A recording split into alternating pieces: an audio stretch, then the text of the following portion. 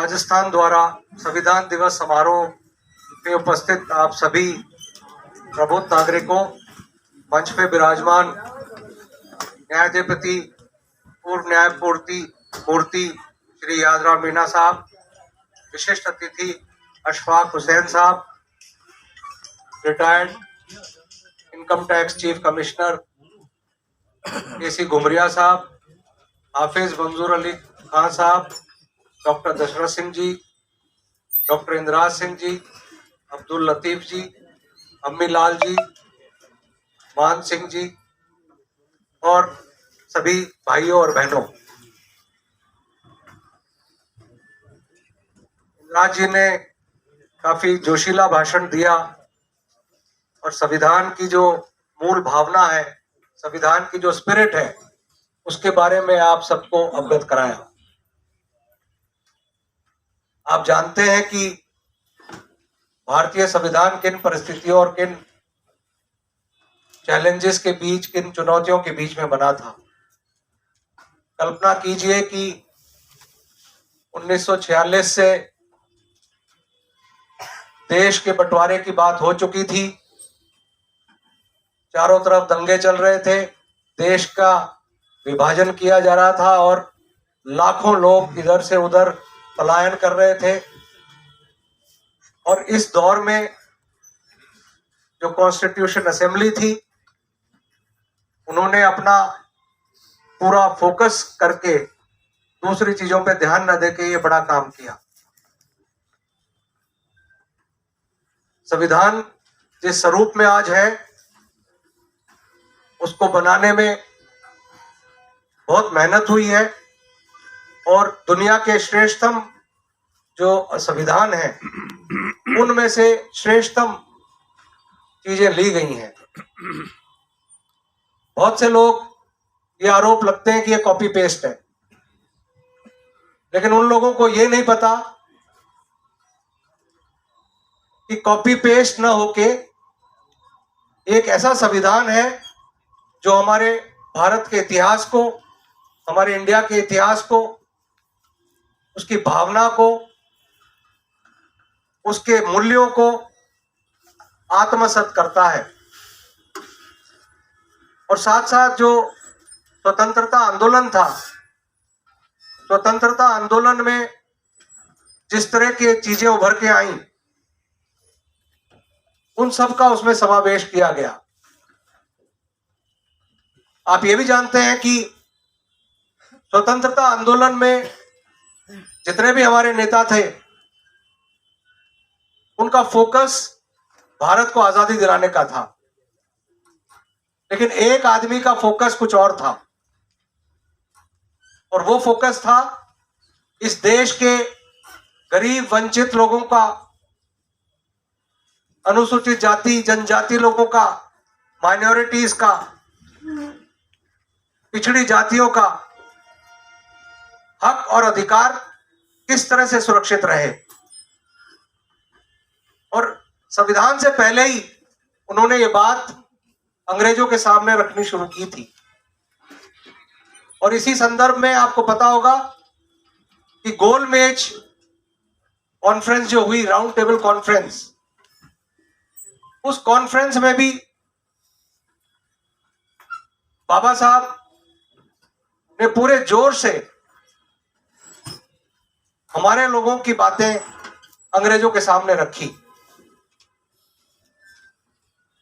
उस समय दूसरे नेताओं के पास और कुछ नहीं कहने को था इस बारे में, लेकिन आप सोचिए कि बाबा साहब की जो दूरदृष्टि थी, उनको पता था आजादी तो मिल जाएगी, राजनीतिक आजादी मिल जाएगी, लेकिन उस देश में अनुसूचित जाति जनजाति, माइनॉरिटीज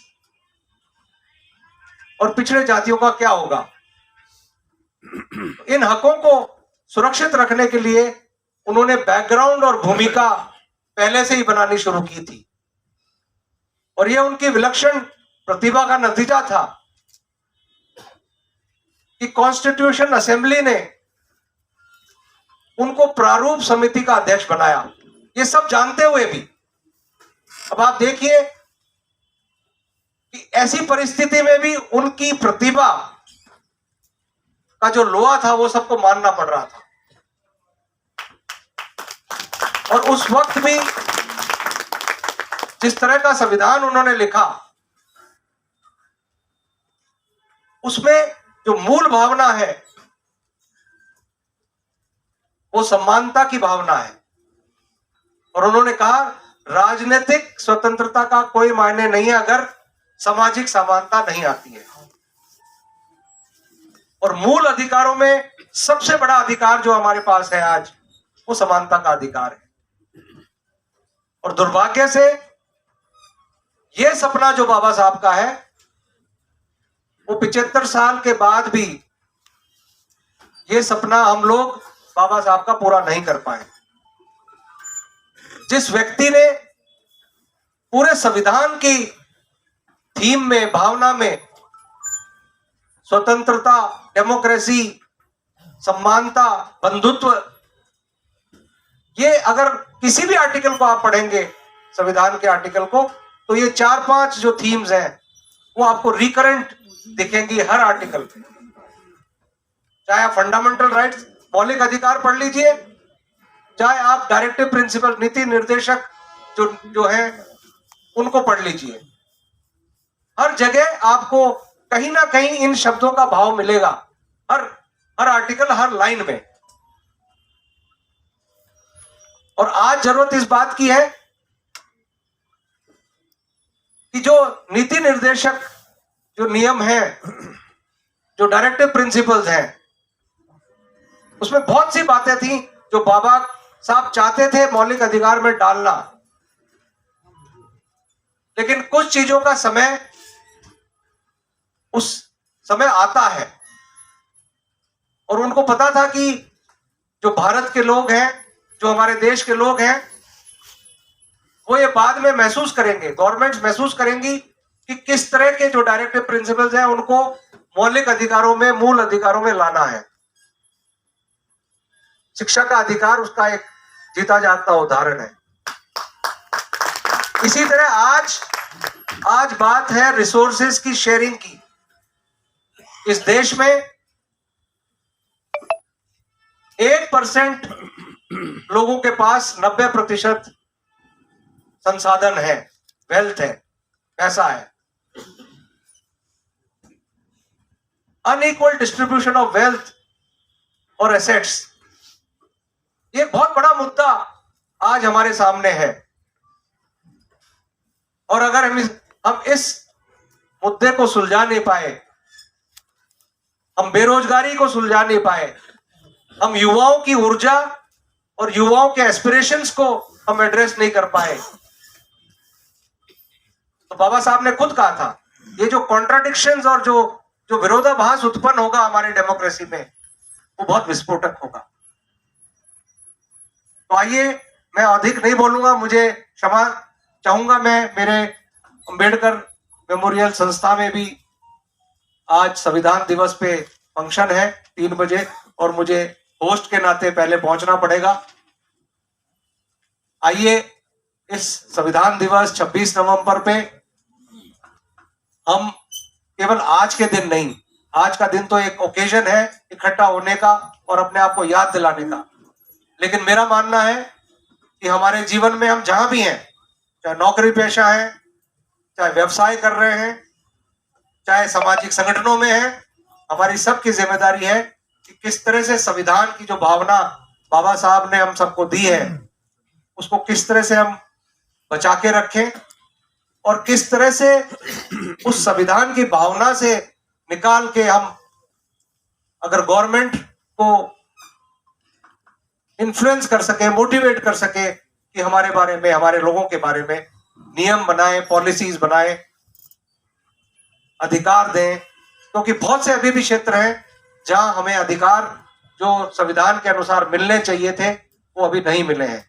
एक लंबा संघर्ष है, लंबी लड़ाई है, और ये लड़ाई कोई एक दिन की लड़ाई नहीं है कि हम यहाँ इकट्ठे होके संविधान के में विश्वास व्यक्त कर दें और जाके फिर 364 दिन फिर उसकी बात ना करें।